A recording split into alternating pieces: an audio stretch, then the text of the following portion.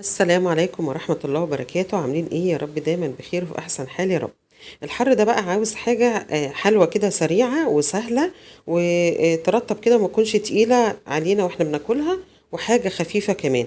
الوصفة دي اسمها وصفة البناكوتا الإيطالي.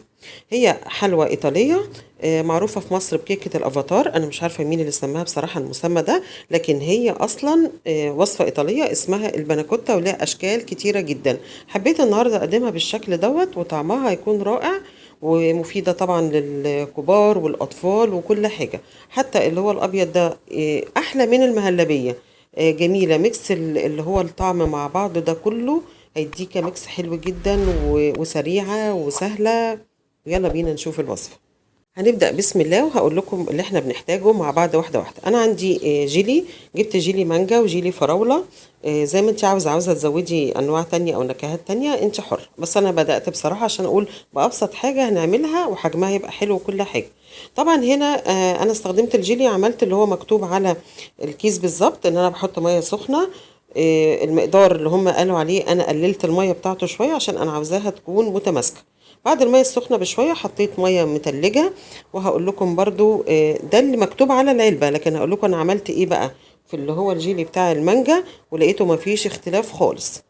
جيت هنا حطيت جيلي المانجا لوحده في طبعا في بولة لوحده، وحطيت عليه نص كوباية مية فترة مش سخنة قوي، وسبته على جنب. لا قلبت ولا اي حاجة خالص، اداني نتيجة احسن من اللي موجودة على بوها بصراحة بتاعة الجيلي.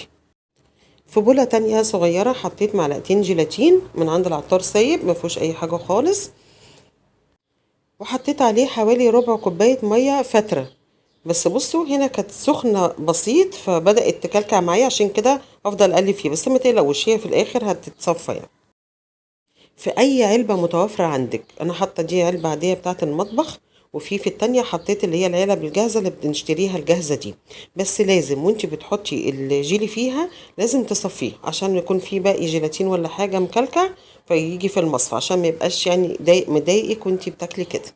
بصوا اي علبة عندك مربعة حطي فيها مفيش مشكلة خالص. هنا بقى نص كيلو لبن، ودوت الحلو في الوصفة كمان ان احنا هنخليها مغذية وجميلة وهتعجب الاطفال جدا. حطيت عليها نص كوباية سكر، وهنا الجيلاتين اللي انا كنت مدوباه، وبرده لازم اصفيه كويس عشان ما يبقاش فيه كتل وتبقى مضايقة خالص. عارفين بقى شوية اللبن على السكر على الجيلاتين دول طلعوا اطعم من المهلبية اللي احنا بنعملها بالنشا بكتير. جميلة جدا. عندي بقى هنا صينية مفتوحة، رشيتها رشة زيت خفيفة جدا، مسحتها مسحة زيت خفيفة. عندك قالب ماشي، ما عندكيش عندك أي صينية ماشي اعملي فيها، مش ملزمة بأي حاجة. هنا الجيلي بعد ساعة تقريبا في التلاجة بدأ يمسك، وديت حاجة كويسة جدا ان انا قللت معيار المية اللي موجودة على العلبة. فهنا انا حاولت بصراحة في الاول ان انا اخرجه كده، فسخنتها وحطيت عليها مية سخنة ونزلت عشان اقدر اقطعها. واتقطعت معايا سهلة، وجبت كمان قطعت البطاطس اللي هي المشرشرة دي او قطعت المخلل وعملت بيها عشان ادي شكل حلو، وكانت تمام قوي معايا. بقطعها مكعبات صغيرة كبيرة زي ما انت عايزة.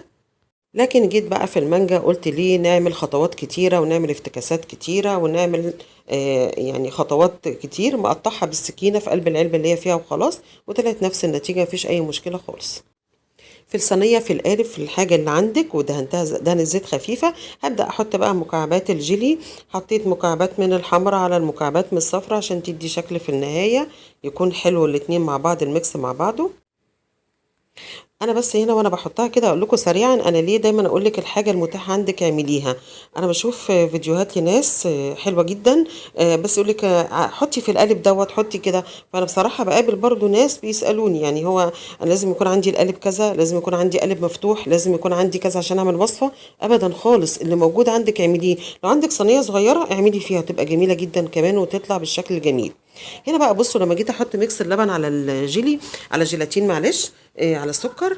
انا هنا حطيت الاول اللي هو مكعبات الجيلي، وبعدين حطيت عليها اللبن عشان تطلع بالشكل اللي انتوا شفتوه في الاول كده، ان هو اللبن من تحت او ميكس اللبن موجود زي المهلبيه تحت، ومن فوق على الوش بيبقى موجود معايا مكعبات الجيلي. انت ممكن تحطي حبه وحبه تبقى طبقات معاكي.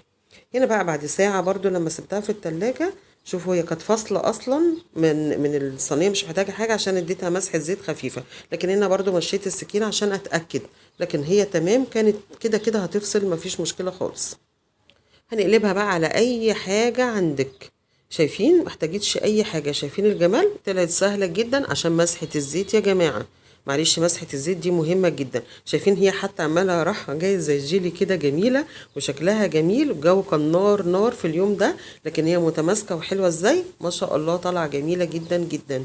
عايزة اقول لكم وصفة حلوة سهلة سريعة، ما خدتش ساعة، كلهم مع بعض بيروحوا متماسكين في التلاجة مع بعض، وسهلة وأولادك يحبوها والكبار يحبوها، ويعني جميلة جميلة جميلة ومش تقيلة، حاجة خفيفة وسريعة وجميلة جدا. أرجو إن انتوا تجربوا الوصفة لأنها فعلا تستاهل التجربة. وما تنسوش التعليقات الجميلة، واللي مشتركش عندي ينورني ويشترك عندي. ودمتم يا رب دايما بألف خير.